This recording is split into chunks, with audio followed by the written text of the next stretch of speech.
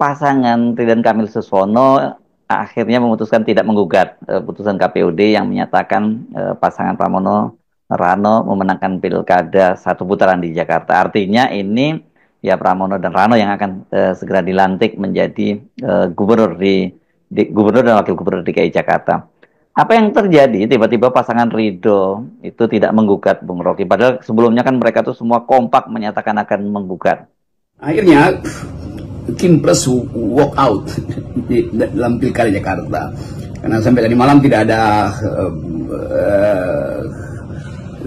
surat untuk meminta putaran kedua di Mahkamah Konstitusi. Dengan kata lain, pasti ada keputusan Gerindra untuk tidak melanjutkan proses protes dari Ridwan Kamil dan timnya itu untuk mempersoalkan hasil pilkada Jakarta. Dengan kata lain, Jokowi KO di Jakarta.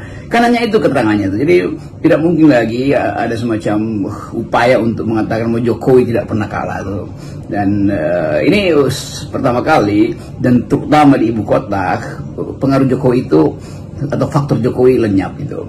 Jadi kita tahu bahwa upaya Jokowi untuk mengacak-acak hasil pilkada Jakarta akhirnya jadi semacam blunder di dalam koalisi Kim Plus. Jadi tetap kita tahu bahwa Kim Plus di dalamnya kan banyak faktor rasional kan, dan itu yang berhadapan dengan irasionalitasnya Jokowi yang menghendaki supaya Ridwan Kamil dimenangkan lewat gugatan ke Mahkamah Konstitusi.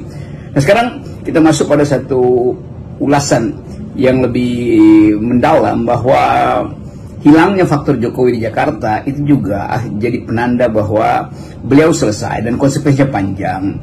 Ketika beliau berupaya untuk cari dukungan di partai-partai, faktor Jakarta akan dihitung. Apakah masuknya Jokowi misalnya nanti di Gerindra atau bahkan diberi karpet kuning oleh Golkar itu ada faktorial. Faktorial artinya faktor untuk menjadikan Golkar itu bermutu. Saya kira enggak tuh. Karena pembuktian di Jakarta itu pembuktian seluruh Indonesia sebetulnya kan. Nah kemungkinan Jokowi mau bermanuver lagi sudah selesai itu. Jadi kemampuan Jokowi hari ini ditentukan oleh gagalnya Ridwan Kamil CS untuk pergi duel argumen di Mahkamah Konstitusi. Dan itu tanda bagus bahwa politik Jakarta menjadi ukuran kemasukakalan dan ukuran moral dari politik Indonesia tuh. Nah, kemungkinan yang akan dilakukan oleh Jokowi ya mungkin ya masih mungkin dia cawe-cawe, tapi apa pentingnya cawe-cawe itu kalau di ibu kota yang jadi basis kekuatan Pak Jokowi selama jadi presiden 9 tahun ada di sini, 5 tahun ada di Merdeka Selatan, 10 tahun di Merdeka Utara, akhirnya lenyap. Karena publik Jakarta mengendalikan dengan sepenuhnya rasionalitasnya. Jadi jangan coba-coba masuk Jakarta kalau agenda bohong-membohong itu masih terbaca dengan jelas oleh